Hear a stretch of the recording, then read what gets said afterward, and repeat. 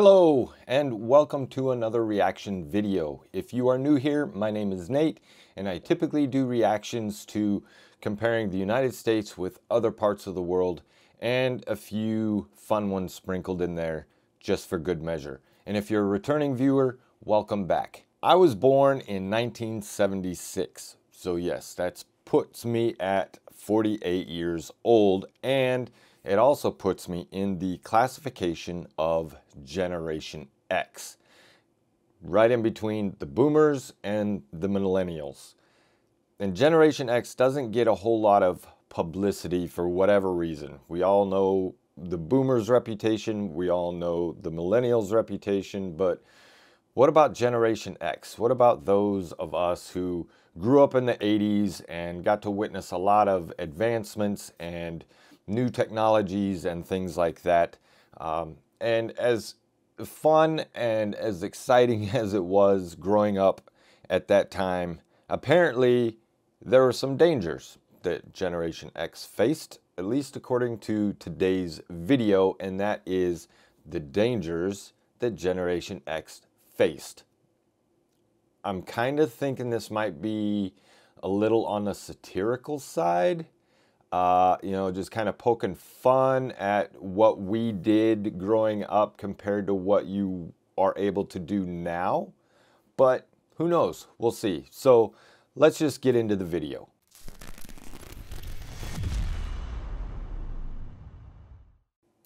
If you grew up as Generation X, then it's probably a miracle you even survived. At least that's what the modern world tells us. Many of the things that were normal back then are now taboo. In this video, we will have a look back and wonder how Gen X kids even survived. How did we survive? Beats me. A lot of luck, I guess. Television wasn't everything, but it was still pretty important. If you were a kid in the 70s, then you probably did not even have cable.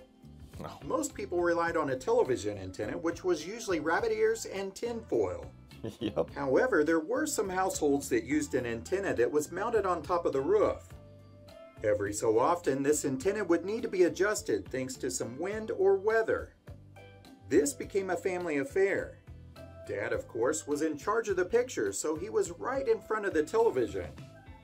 One of the kids would be up on top of the roof and ready to receive instructions from the relay of the rest of the family spread out from Dad. No one ever thought anything about kids being on the roof and then falling off. Most kids got up there anyways just to get a better view of the neighborhood or the stars. Many newer roofs are much more steep, and that might be considered child abuse to send your kid up there. I guess it's a good thing that people don't have to deal with antennas on the roof. Summers as a kid were all... Okay, so that one doesn't apply to me too much. We did not have an antenna on the roof, but I do remember we had 3 channels and 2 of them were the same, basically. And in order to change a channel, you had to, go up to the TV and click the dial. And then there was another ring on there that you would rotate to adjust the picture to get it just right. And then, rabbit ears with the tinfoil, moving them back and forth and around. So I never got up onto the roof of our house as a kid to adjust an antenna. So I'm safe from that one. Antennas on the roof. Summers as a kid were always fun, and why wouldn't it be? You were out of school, and that meant you could spend more time with your friends. But with all that running around outside, you were bound to get thirsty. There's nothing quicker and more refreshing than a sip from the garden hose. Of course, you had to let it run a while before it got cool enough to drink, but it certainly had a distinctive taste. When is the last time that you've seen a kid do this? It's supposed to be unhealthy, yet here we are. But occasionally, I still take a sip from the garden hose. I do not drink from the garden hose, especially here in Arizona. First of all, the water will never get cold in the summertime. It's always blistering hot.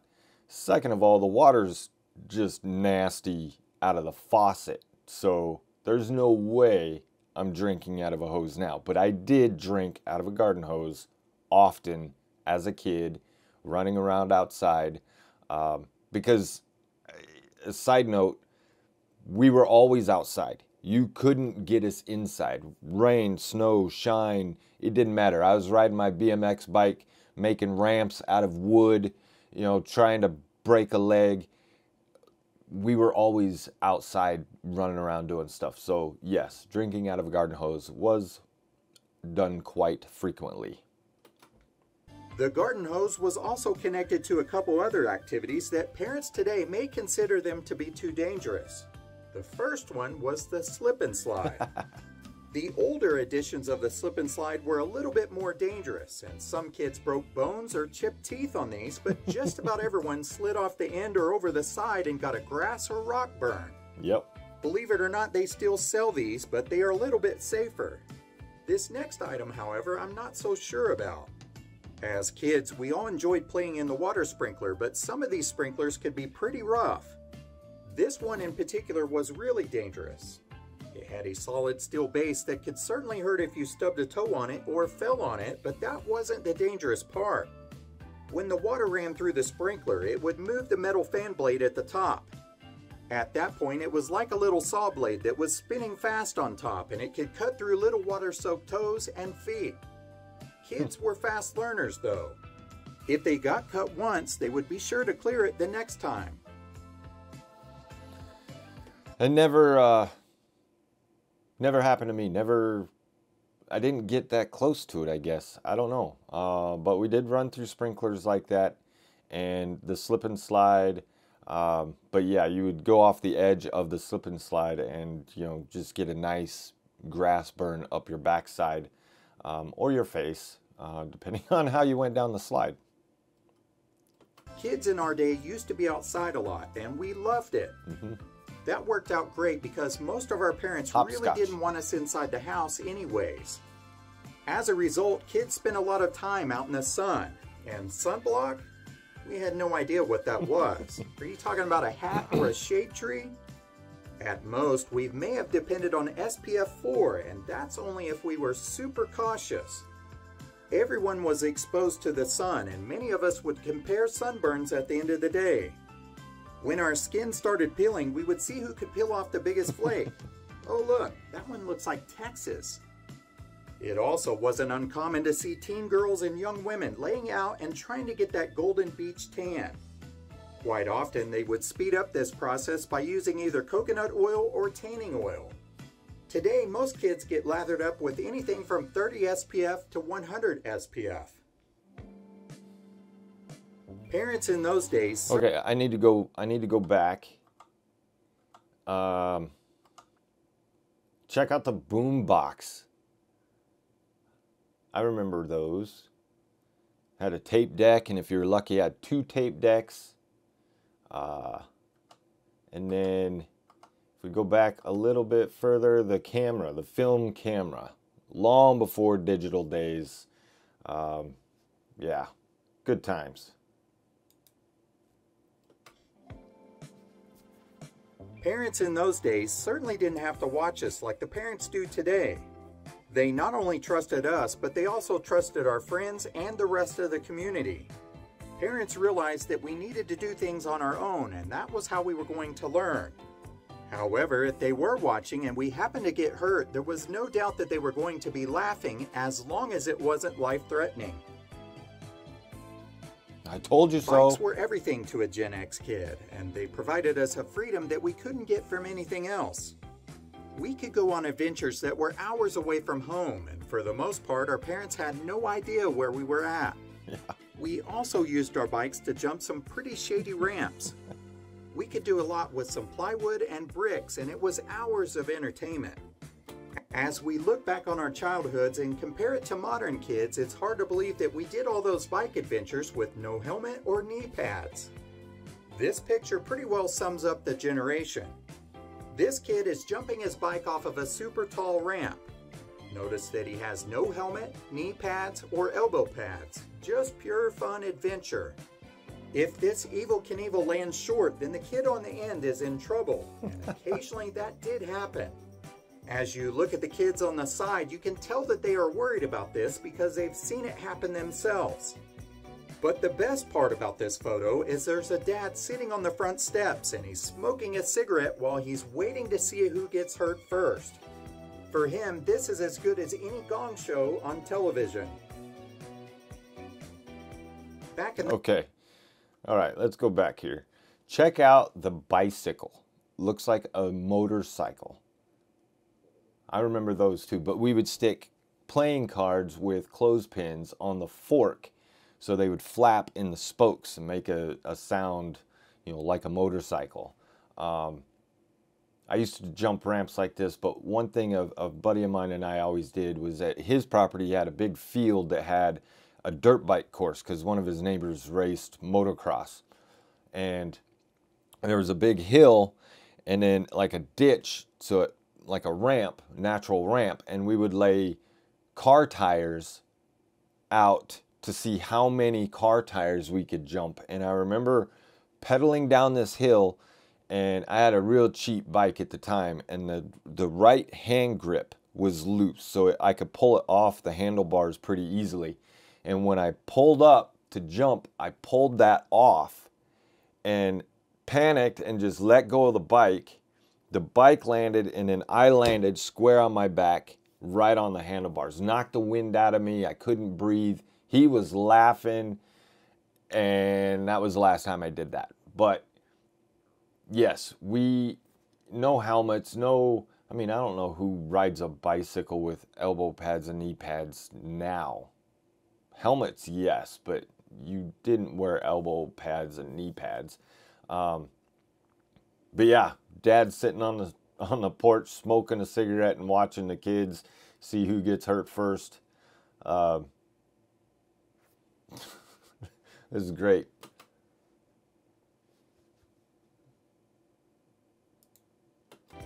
Back in those days, cigarette smoke was everywhere, and you couldn't avoid secondhand smoke if you wanted to. In fact, most of us had at least one parent that smoked.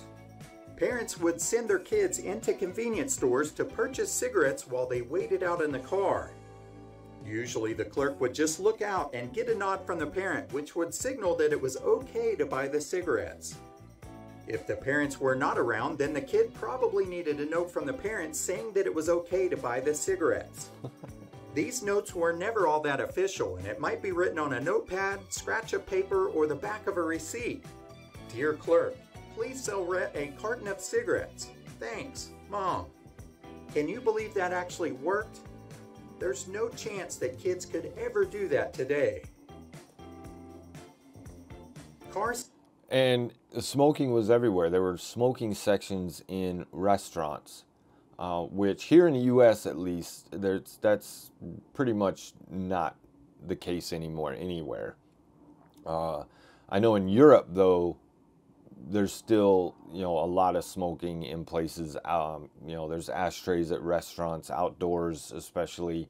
So I think it's a completely different thing between the United States and Europe regarding smoking. Safety was something else that most people didn't take too seriously. In the US, it became mandatory that every car manufactured after 1968 had to have seatbelts installed in them. But wearing them was more of a recommendation rather than a requirement until the mid-1980s. Until then, we stood up on the front seat so that we could see up over the dash, and our dad's arm was our seatbelt and airbag. Another thing that we would do is lay up on the back dash and pick our noses as we looked at the cop car behind us. We thought it was super fun when Dad had to slam on the brakes and we came flying out of that back window and slammed into the back of the front seat. Back then, we had to learn how to take a fall, and the crazy thing about it is we couldn't wait to get back up there and try it again.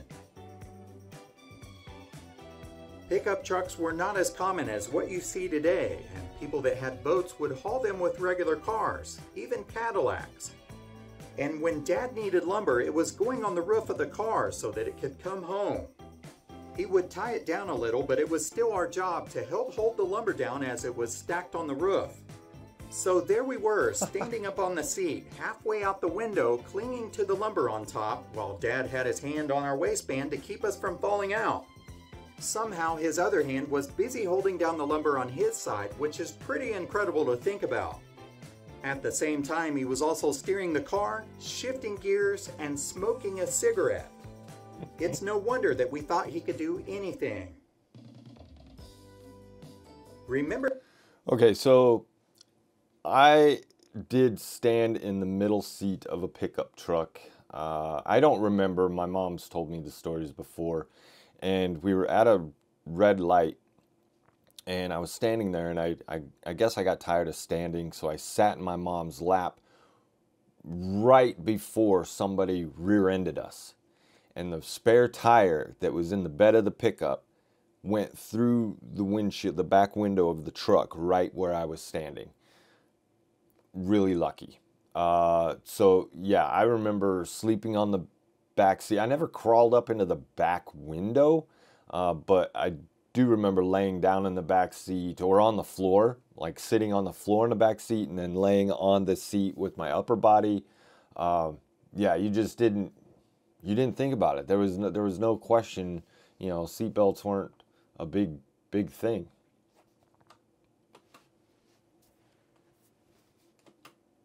That we thought he could do anything. Remember some of the other activities we did? We all had toys that are considered dangerous now, but back then it was completely normal. Lawn darts was one of those toys. That weighted sharp point could penetrate anything if you didn't get the heck out of the way. Clackers, click-clacks, or knockers had the possibility of shattering and sending shards of plastic flying through the air like shrapnel. Yet somehow some of these clackers survived. In fact, here is my pair from the 70s. Back then, we learned how to entertain ourselves with the simplest of things. Do you remember making long chains from soda and beer can pull tabs? According to what they say today, we could have been badly cut at any moment, yet most of us had minor cuts, if any. But one dangerous activity that we all did was kite fighting. Remember this one? You would fasten razor blades to the side of your kite and then swoop it down so that you could cut the string of your friend's kite. If you were successful, then that kite would keep flying forever. But if your kite took a nosedive to the ground, then you better be quick and get out of the way of those razor blades. BB guns were... Never heard of that one. That one's genius. Putting razor blades on kites to cut the string of somebody else's kite. Never. But BB guns, yes. Another item that was quite common. Kids could go all over town with one on the front of their handlebars, and the BB wars would certainly get intense. Back then, we definitely did not have safety at the top of our list when those broke out.